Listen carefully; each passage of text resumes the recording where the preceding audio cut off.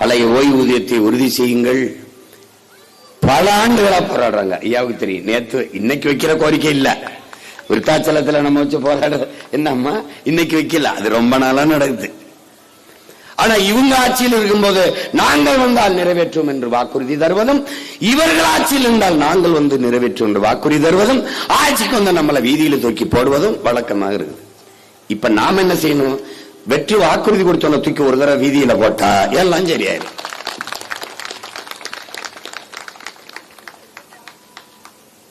நமக்கு ஒரு நோய் இருக்கு. நாம ஒரு ஓட்டு போடுறதுனாலயா மாற்றம் வந்துற போகுது. நாம பேசியா எல்லாம் மாறிற போகுது. இது ஒரு கொடுமைங்க. பேச வேண்டும், ஒவ்வொருவனும் பேச வேண்டும்.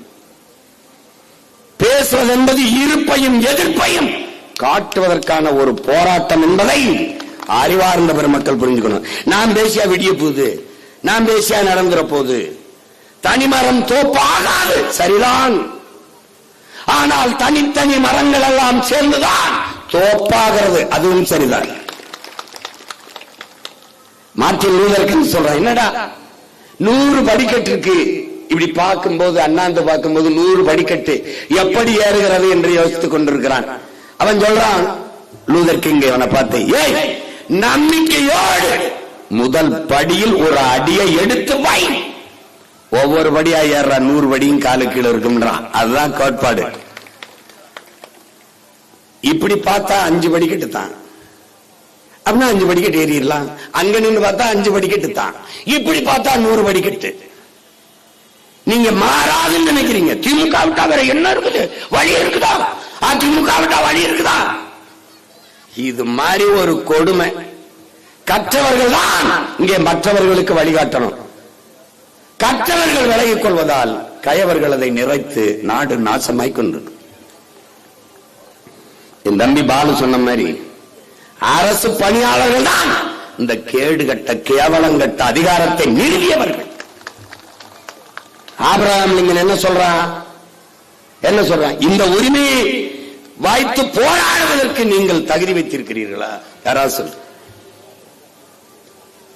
ஏன் தகுதியான அரசை தேர்வு செய்யாததால் நீங்கள் தகுதியை இழந்திருக்கிறீர்கள். ஆபிரகாம் என்ன சொல்றான்? ஒரு ஆட்சியாளன் செய்யற தவறுக்கு ஆட்சியாளன் அல்ல பொறுப்பு. அந்த தவறான ஆட்சியாளனை தேர்வு செய்த மக்கள் தான் பொறுப்பு இருக்கணுங்கிறான். நீங்கள் தான். இவங்க வந்தாதான் நாங்க நல்லா இருக்க முடியும், எங்களுக்கு எல்லாம் செய்யறேன்னு இருக்காங்க. நீங்க உங்களை பார்த்தீர்கள், மக்களை பார்க்கவில்லை, நாட்டை பற்றி கவலைப்படவில்லை. படித்த அரசு பணிக்கு போனவர்கள் நிலைமை இதென்றால் அப்புறம்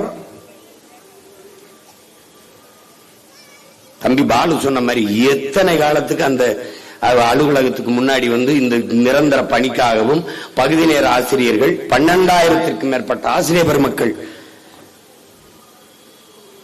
பகுதி நேர ஆசிரியர்கள், ஆசிரியர் தேர்வில் தேர்ச்சி பெற்றவர்கள் 14,000க்கும் மேற்பட்ட பிள்ளைகள் பணி நியமனத்திற்காக காத்திருக்கிறார்கள்.